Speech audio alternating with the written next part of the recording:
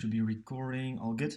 What we're gonna do today, we're gonna look into segment protocols specifically and have a quick video on how protocols work, some basic functionalities and what the implications are. So first off, I'm gonna show you or spin up, I'm gonna clear this out.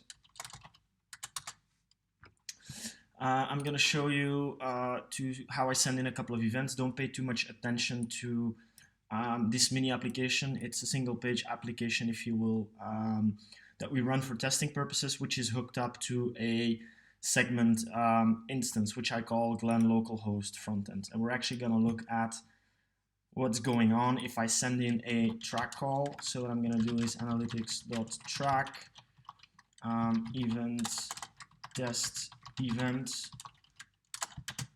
add a couple of properties.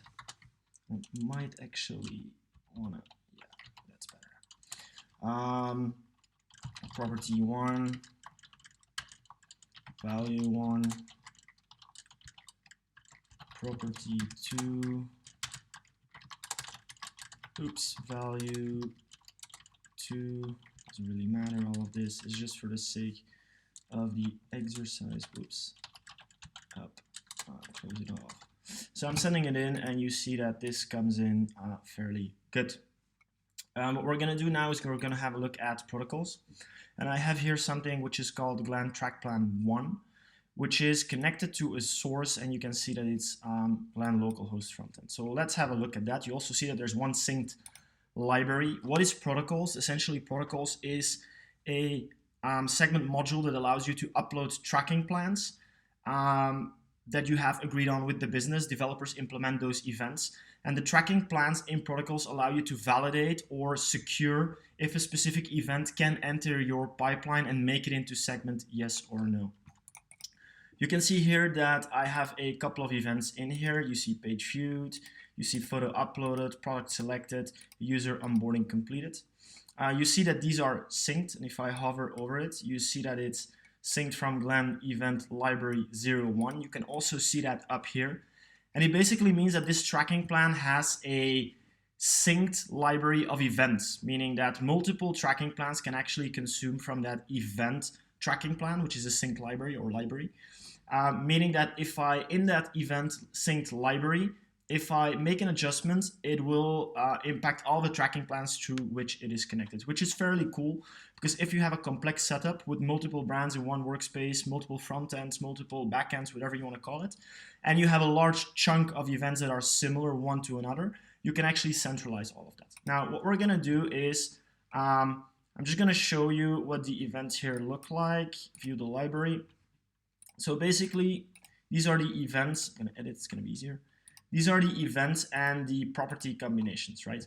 I'm going to just remove this one. I'm going to say optional. For this test, I'm going to say view changes.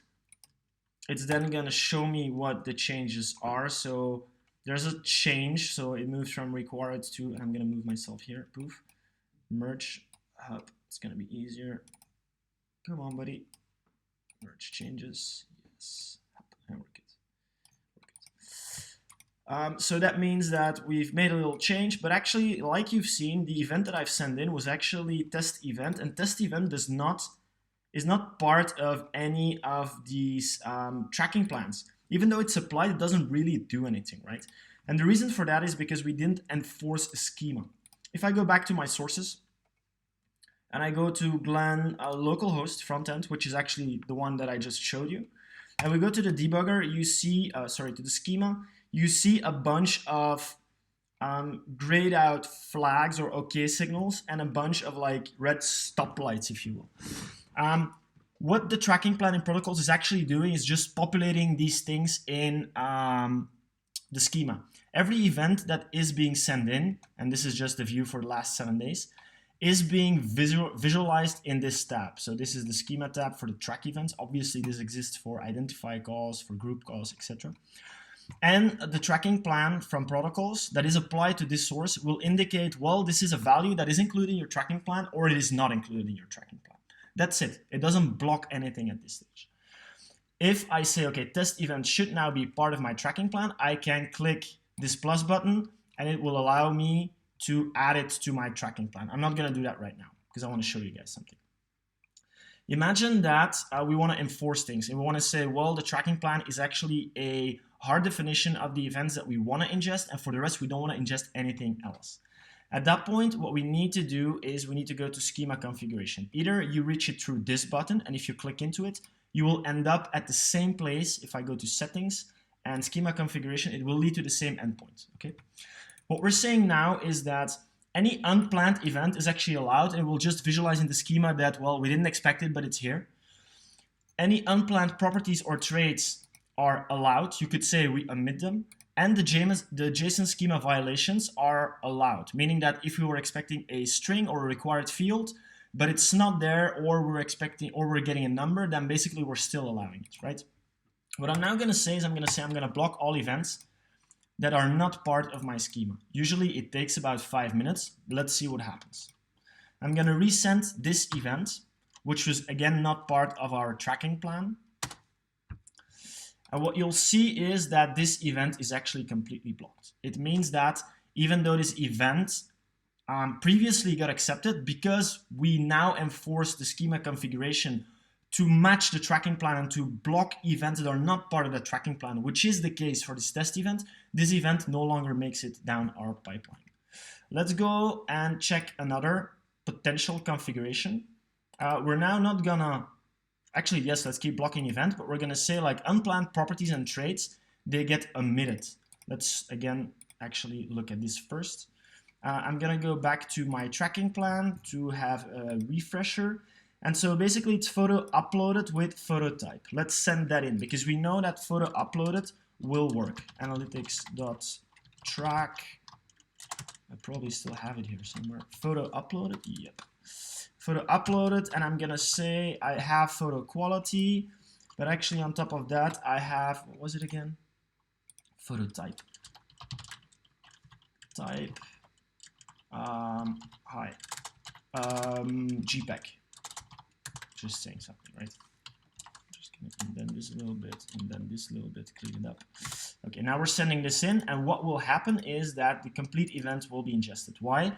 Because the event name itself is part of our tracking plan, and we're saying like check for the event name, figure out if it's in the tracking plan. If it is, allow it. If it's not, block it. That's what happened with the test event. All properties are now ingested because we didn't specify anything about the properties, right? If we will go back to our schema and we would say, look, also do a verification on the properties and omit any properties that are not in our tracking plan, which is the case for photo quality, right? We just saw that. Now let's resend this event.